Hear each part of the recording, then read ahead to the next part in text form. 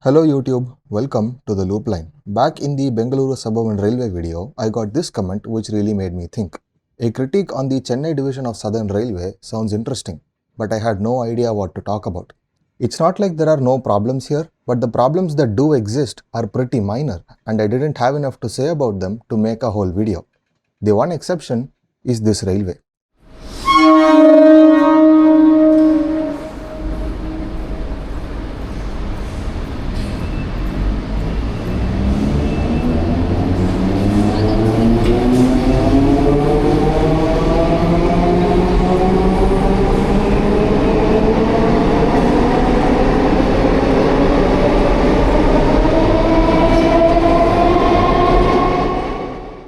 The Mass Rapid Transit System or the Chennai MRTS is a 24-kilometer long railway from Chennai beach through the beachside suburbs of Chepak, Mylapore and Adayar before turning inland to go via Velachery and terminating at St. Thomas Mount Station. This line, network-wise, has a pretty good structure, with it connecting to high-use services at each terminus. Both ends of the line connect to the Chennai Beach Tambaram Chengalpettu suburban line and to the Chennai Metro, and the northern end connects to suburban services towards Arakkonam and Sulurpeta. Despite this, the best way I can describe this line is that this is Southern Railway's adopted child from the 1980s. Why do I say that? You will see. Right from the beginning, this line wasn't even supposed to exist, at least not in the way it does today. Back in the 1970s, Kolkata and Chennai were seriously being considered for introduction of metro trains in India. By 1984, Kolkata got its metro network, which has served the city ever since. In Chennai, however, they couldn't get enough funding to build a full metro system. Instead, the selected alignment was treated as an extension to the existing suburban network. So, building commenced and Southern Railway was forced to operate it. This has caused several minor issues that have cascaded throughout the line to make people call this a failure. Starting at the newest part of the line at St. Thomas Mount Station, we are in perhaps the best transport hub in Chennai aside from Central Station. Two suburban lines and a metro line meet here with another metro line under construction. The only problem with this place is that bus service here is limited, with the main service being the 14M bus, which only runs every 15 minutes. Considering the massive onward connections, I think that Southern Railway should start halting express trains here instead of stopping them at Mambalam Station. To do this, the current platforms on the fast lines will have to be extended to take full-length express trains, which will most likely involve removing the siding here and slewing the fourth line to make space for a longer platform. Even before you do that, however, I think that the few fast locals that run to Kanchipuram should start to stop here, as well as the daily Memo Express to Puducherry. These trains are shorter and can be accommodated within the current platforms. Southern Railway clearly knows this because the AC fast local that runs twice a day does in fact stop here. Also, I should note that for this station to reach its full potential, CMRL should start running a competent service here instead of running 4-car trains every 18 minutes. Anyway, back to the MRTS. I spent some time observing the train operations at the MRTS platforms, and it seems like the MRTS trains spend about 15 minutes once they arrive here to start their return journeys. That kneecaps the capacity of this terminus to a train every 10 minutes. Even with the current timetable running 20-minute frequencies on peak, both platforms are in use. Unlike with CMRL, however, I very much understand Southern Railway's reasoning for running such slow service here, which will become clear at the other end of the line. It also helps that the MRTS runs massive 9-car suburban trains, while the metro trains by comparison are tiny. Once we leave the terminus, the line gets stuck at a 55 km/h speed limit as it navigates the curves and follows the inner ring road underneath. At this point, it's worth mentioning that Adambakam station is not yet open, mostly because they're building a metro viaduct right on top of the MRTS, and the entire area is very much a construction site. The next station, Purudivakkam, is open and serves a moderately dense residential area. The next station along the line is Velachery, where for some reason trains slow down to 15 km/h. To the best of my knowledge, the maximum speed limit on this line is 70, but due to a combination of the speed limits at Velachery, the curves near Adambakam and the restriction next to St. Thomas Mount, trains almost never reach this speed here. The speed limit at Velachery seems mostly to be due to the nature of this station. This was the terminus of the line between 2004 and 2025, before the stretch to St. Thomas Mount was opened. As such, this station has switches on both sides, allowing trains to terminate here. My best guess as to the speed restriction is that because it was built as a terminus, the strengthening works required to let trains speed through here were never done. Now I don't think that trains can do the full 70 through here, mostly because there is a sharp curve just after the viaduct and the platforms have a hump for some reason. I think that achieving 45 through here is reasonable and should be done. Right after Velachery, trains get caught in another 30 km/h speed restriction near Perungudi. My understanding is that this has something to do with the stability of the pillars, so it would likely require some earthworks to be fixed. The next station here is Taramani, built with these beautiful dome structures and is one of the more unique looking stations along the line. At this point, you may be wondering why anyone even rides these trains. With all the ways the line's operations have been crippled so far, it would be reasonable to assume that nobody would take this. Well then, why are there people waiting for these trains at stations? That's because Taramani station is where this line goes from being a rolling museum to a functional transport service. You may have noticed that the tracks here no longer have ballast, similar to the new viaduct through Pudivakam. This concrete track arrangement continues for the next 7.5 kilometers and trains here are consistently allowed to do 65 to 70 km/h, no strings attached. Unsurprisingly, this is also the fastest section of the line. The next station, Thiruvanmiyur, is reasonably busy. Why? Because this is an interchange to several bus routes that run down the old Mahabalipuram road and is used by many people going to and from Sivkot and places in between. I was also pleased to see that this station has a small network of footbridges that let you cross the large roads directly when coming down from platform level, with direct access to Tidal Park and the 4 bus stops across the road. When it comes to station news, this is one of the better ones. I should also note that there is a metro station under construction here. Despite all of this, the station is not in very good condition and is absolutely massive. This is a common criticism of the MRTS and I absolutely agree. Most stations along the line are like this, and it doesn't help that a lot of these are located in residential areas with bad lighting, which makes them quite dangerous at night. For completeness, here is a clip from Lighthouse Station, which is in a similar situation. More on this later. Right after Thiruvanmiyur is what I believe to be the least necessary station along the entire line, that being Indiranagar. For starters, this station is not actually in Indiranagar, which is to the east, and there is not much else around the station. The bigger problem, however, is that this station is just 500 meters away from Thiruvanmiyur, which absolutely kills speed, not to mention the footbridges from Thiruvanmiyur station already take you about halfway there. Next is Kasturba Nagar, a well-deserved station serving the Madhya Kailash bus stop, serving many bus routes east towards Besan Nagar and west towards IIT, Anna University and further to Gindi, Saidapet and T Nagar. That said, there is no footbridge here and this environment is not what I would call walkable. Trains then stop in moderately dense residential areas at Koturpuram, Greenways Road and Mandaveli. At Thirumailai station, the line turns back into a rolling museum. This station was the terminus of the line from 1995 to 2004 and the section into the city was the first part of the line to be finished. Despite being on a viaduct, the entire section is ballasted and beyond here, trains never cross 40 km/h. This section has stations at Thirumailai, Mundagakanniamman Koil, Lighthouse, Thiruvallikeni, Chepak and Chindadripet.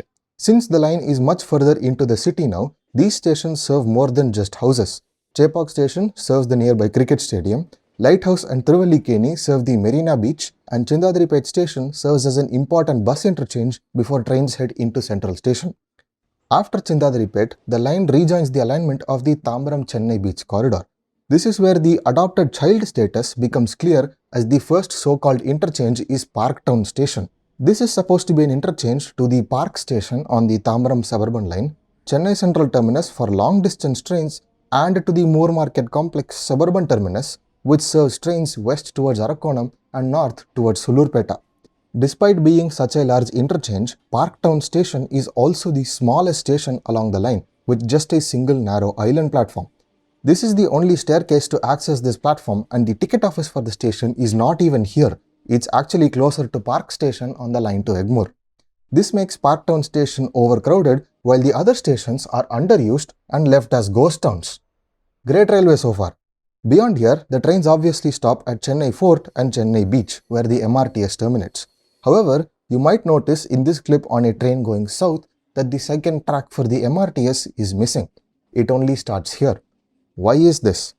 A few years ago, Southern Railway started a project to add an extra fast line on the Chennai-Egmore Beach section for better timing of express trains.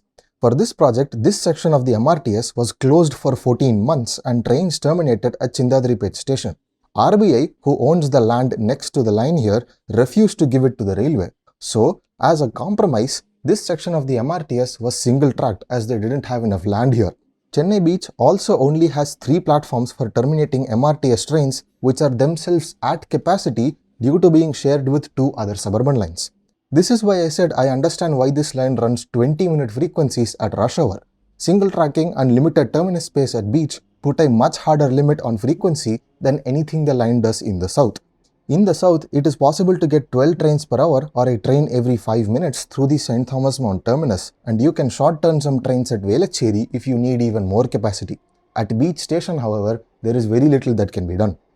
Before this part of the line closed for express line works, there used to be direct suburban trains from Velachery to Pattabiram and Ennur, but these trains were withdrawn as all those lines were standardized to have 12-coach trains. There are a lot of platforms on the MRTS that are too short for 12-coach train sets, so this line still runs with 9-car sets. We know the line now, let's talk about its problems. The biggest problem I've seen cited about this line is the location of stations. For example, Koturpuram station has a large entrance building onto a small residential street. This setup represents most MRTS stations. I don't think that this in itself is bad. In fact, this is the best environment to locate a station in, as it's the most comfortable to walk in. The problem here is that these stations look desolate because they are too big. There is a lot of capacity here that is simply not being used. If you look at the Chengalpattu Suburban line, we clearly see a much greater level of investment. This shows that Southern Railway is at least willing to put in the investment if they get good ridership out of the system. This is why the lifts and escalators on the MRTS don't always work and the stations are not very clean. There is simply too much here to maintain for the relatively few people that use it. That said, Southern Railway is far from blameless here. If the stations are too big to maintain, they should close sections of them and only open whatever is necessary. Instead, they left these stations open for certain people to practice what I can only describe as socially undesirable behavior. There are definitely people who would consider using this line if the stations were nicer, but today, this is just another deterrent to people who would rather not take the train. Fundamentally, this project just speaks to mismanagement. When you are working on a large project like this, you want one agency responsible for it. At the time this line was built, nobody was prepared to do this. The Tamil Nadu state government heard that this line would boost retail and transport in the area and decided to greenlight the project while not providing passengers with sufficient connections at stations. They also did not rezone the areas around the stations to allow for increased commercial activity. RVNL or Rail Vikas Nigam Limited, who was supposed to oversee the commercial developments, has demonstrated what I can only describe as incompetence. They were operating in a region in which they had no real experience and failed either unintentionally or on purpose.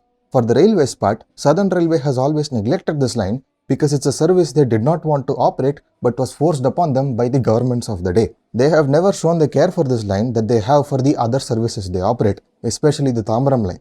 In fact, the trains that operate this line to this day have no planned replacement despite being 20 years old. This is why I call this line their adopted child from the 80s.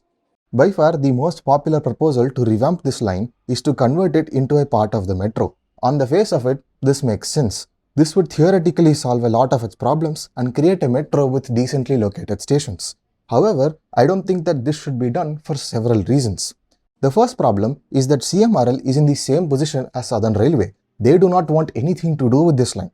This is why, despite news of this reaching the media for over 10 years now, nothing has happened. If you look at it from their perspective, it makes sense. CMRL operates a network of standard gauge, CBTC signaled, fully isolated railways that they can control completely. The MRTS doesn't qualify here because it uses manual automatic signaling and is built to Indian Railway broad gauge. It also shares the terminus with 2 other suburban lines at Chennai Beach. Line-side signaling restricts frequency, broad gauge trackage makes it more expensive to buy and maintain trains, and most importantly, a dedicated terminus is required at Beach Station. Without convincingly solving all of these problems, CMRL is not going to entertain a takeover of the MRTS. Now that there is a single track section at play, I think that this is even less likely. The other problem with converting this into a metro is what to do with the north end of the line. As far as I can see, there is nothing much that can be done without significantly changing the line's alignment. The most likely thing is that they might tunnel the line after Thiruvallikeni and terminate it underground at Central Station, which will be very expensive as they need to build under the existing metro station, not to mention the Kuvam River. The existing platforms at Chennai Beach are shared with two other suburban lines, so using those for metro operations doesn't work. The only reasonable compromise I can think of is to terminate the MRTS at Fort Station, which I'll let you decide if you like that. So if not a metro, what can be done? Let's first take a look at what can be done to revamp the existing stations on this line. As I pointed out, I think the biggest problem with the MRTS was a lack of collaboration between local, state and central agencies. If you watched my video on regional transport agencies, you would know that Kumta was created to solve this exact problem. This is precisely the kind of thing they are uniquely capable of fixing. Revamping the MRTS involves a lot of small quality of life improvements. For instance, the platforms at St. Thomas Mount Station have a direct connection to the metro, which is blocked by a wall, forcing passengers to go down and then come back up. This is the kind of place where Kumta should intervene and tell CMRL to install fare gates here to enable a quick transfer. For another, MTC should be called upon to extend busy bus routes such as the D70 and 51 from Vijayanagar bus stand to Velachery railway station. There are countless instances of things like this that would greatly improve the line's connectivity.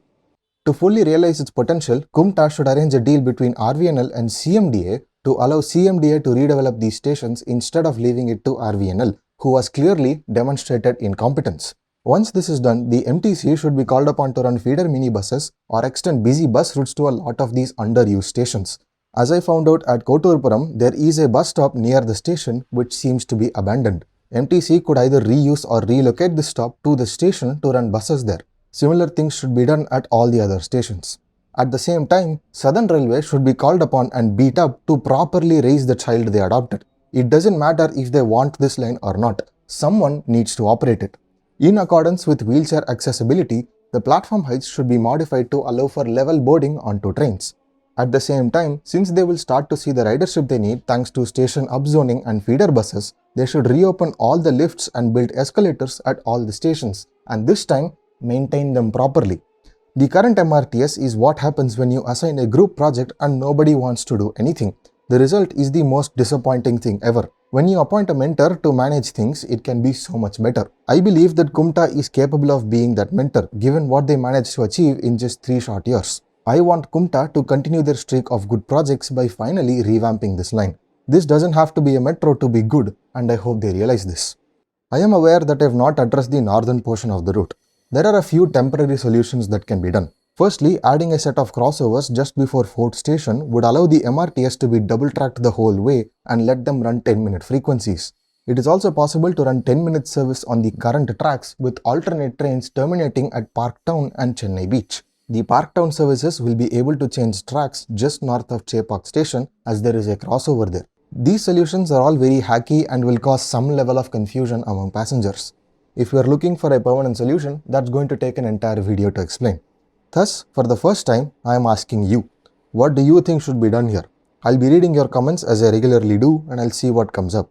My next video will be an amalgamation of your ideas and how I think they could work together. So leave your thoughts in the comments. That's it from me today. Thank you for watching and I shall see you in the next loop line. ದಯವಿಟ್ಟು ಗಮನಿಸಿ ಗಾಡಿ ಸಂಖ್ಯೆ 1633 Ernakulam ಓಖಾ express ಕೆಲವೇ ಕ್ಷಣಗಳಲ್ಲಿ platform ಸಂಖ್ಯೆ 2ರಲ್ಲಿ ಬರಲಿದೆ.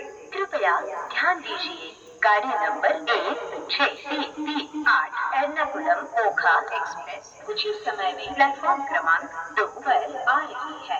May I have your attention please? Train number 16338 Ernakulam Okha Express is arriving shortly on platform number 2.